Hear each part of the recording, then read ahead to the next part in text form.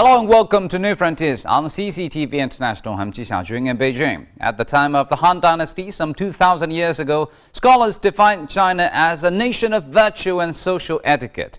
At the core of this virtue and etiquette was a system of belief known as Li and Yue. Now, Li and Yue are pretty hard to define, but roughly speaking, they comprise a set of norms and protocols by which people can live harmoniously in society. In fact, after 5,000 years, they are still widely observed today. Well, over the years, a number of bronze objects have been discovered that have helped to explain the origins of Li and Yue.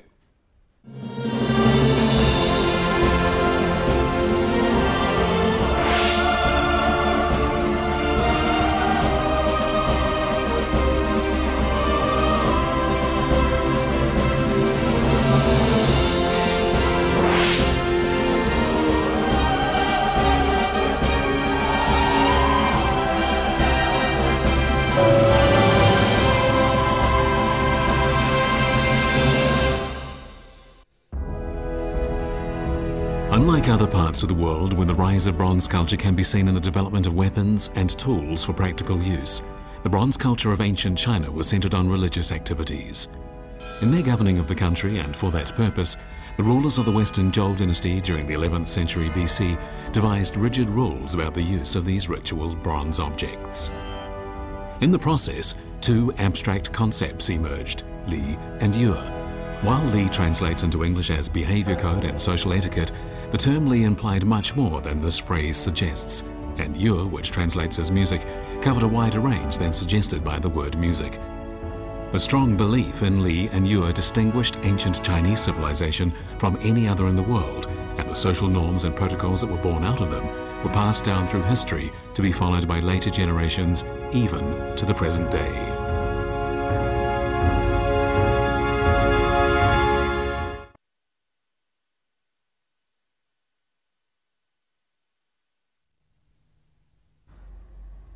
Chinese civilization was unique in its use of the system of Li and Yue, a system that was known to all Zhou dynasty people. The ancestors of the Zhou people, whose tribe was called Cathay, lived on the Yellow Plateau in China's west. Around the 12th century BC, their leader, Dan, led his people to the foot of Mount Qishan. And there, between present-day Fufeng and Qishan counties in Shanxi province, they built a town which became their capital. That town was located at a place now named Zhouyuan, which means the source of the Zhou people. Many bronze objects have been unearthed in Zhouyuan to provide tangible evidence of the history of the Zhou people.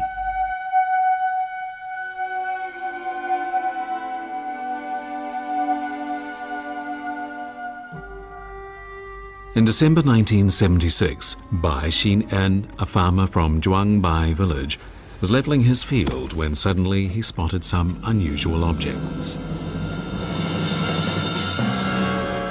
As soon as they heard of the farmer's finds, archaeologists from Zhouyuan rushed to the scene. As they carefully removed the earth, they realized they were uncovering layer after layer of neatly stacked bronze objects.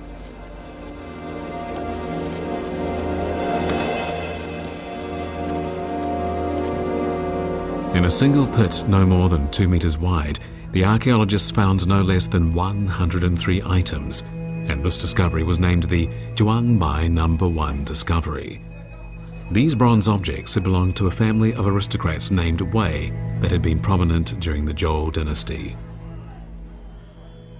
From the inscriptions found on 74 of the pieces, the archaeologists determined that 8 workers had been involved in making them, and that work on them had begun in the early years of the Western Zhou and had continued for 200 years before they were finally completed.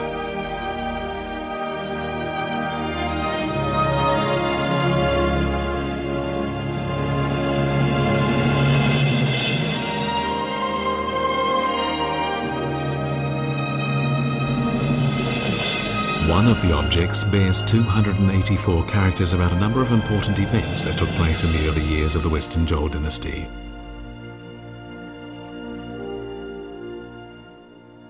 以青铜容器为中心，在世界上是可以说是独一无二的。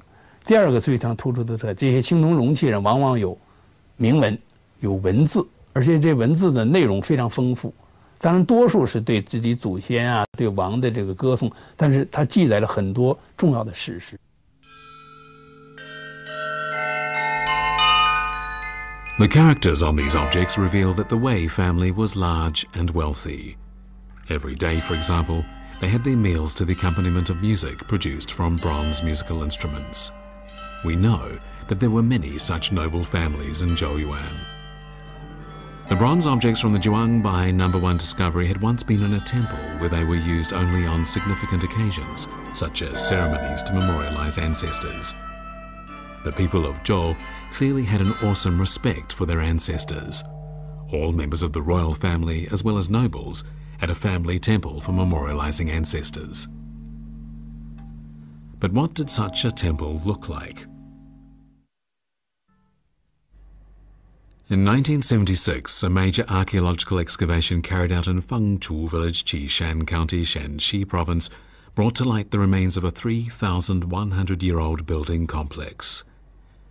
This building complex was built along a central axis and occupied an area of around 1,470 square meters. Each of the 30 or so houses had 3 courtyards, with rooms laid out in a very orderly manner on the eastern and western sides.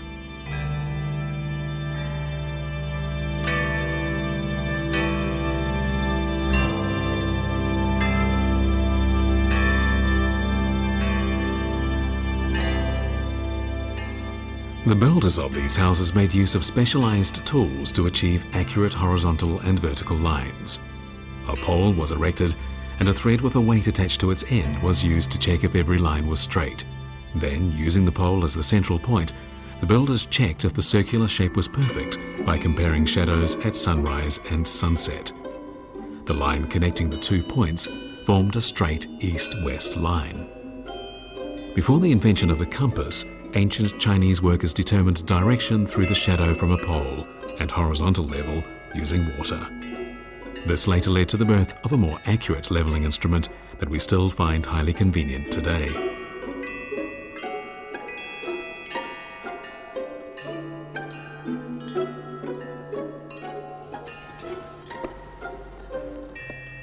According to archaeologists, these houses were part of a temple complex where major ceremonies were held. The earliest poetry book ever written in Chinese history, the Book of Songs, includes many descriptions of these ceremonies, and through them we learn that, to the accompaniment of musical instruments, Zhou people sang loudly to eulogize their ancestors.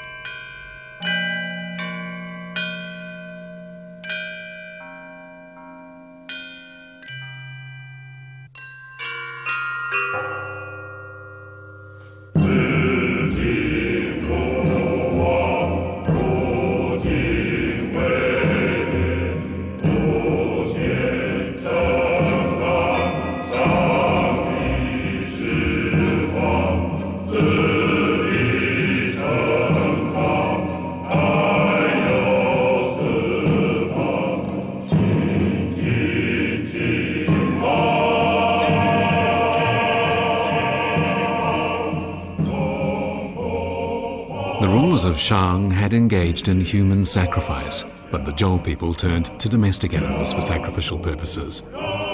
Ancestor worship had been a very important part of life since the Xia dynasty, and it had continued through Shang. But during the Zhou dynasty, ancestor worship ceremonies became even more frequent.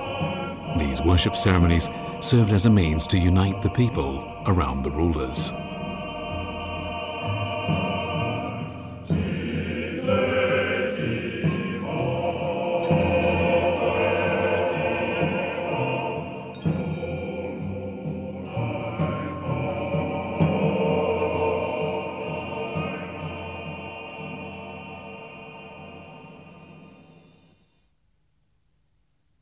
祖先崇拜确实对中华民族的这种发展啊是具有重要的意义。比如说，中华民族都把皇帝作为共同的人文始祖。当然，实际上，比如说真正是皇帝的直系子孙，那是人数是很有限的。但是，首先他是华夏的这个集团的祖先，另外呢，又实际上最后发展成为多元一体的中华民族的共同祖先，这对于文化的这种发展，对于社会的发展，对于国家的这种稳定，或者对中华民族的凝聚，都具有重要的意义。 Ever since then, ancestor worship has been an important tradition in China. Still today, a ceremony is held at the tomb of Huangdi every year at Qingming Festival to worship Huangdi, or the Yellow Emperor, as the common ancestor of all Chinese people.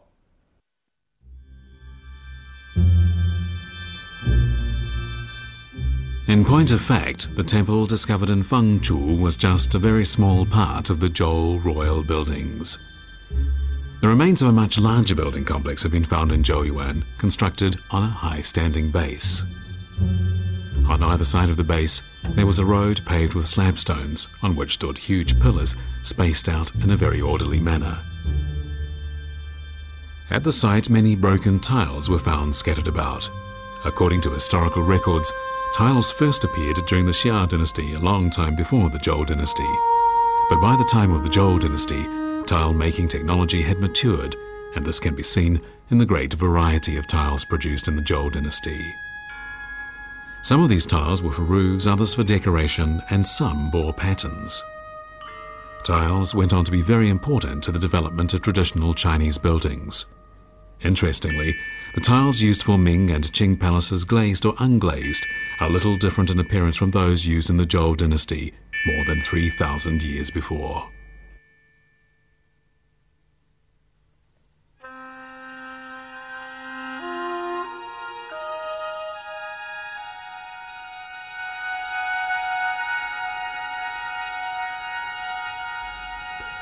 Zhou dynasty buildings embodied Li and Yue, the concepts that rigidly prescribed what a particular social class could and could not do. This rigid code was followed all the way down to the Ming and Qing dynasties, and can even be seen in the construction of the Forbidden City. But why did these two late dynasties still operate according to this ancient code several thousand years after it was developed? 孔子讲了，礼之用，和为贵。礼它可贵在什么地方呢？它就是营造一个和。我们人如果失去了礼，我们身上都是野性，这人就是不和谐的人。我们人跟人之间交往，古代是通过礼，来尊重对方，然后获得对方对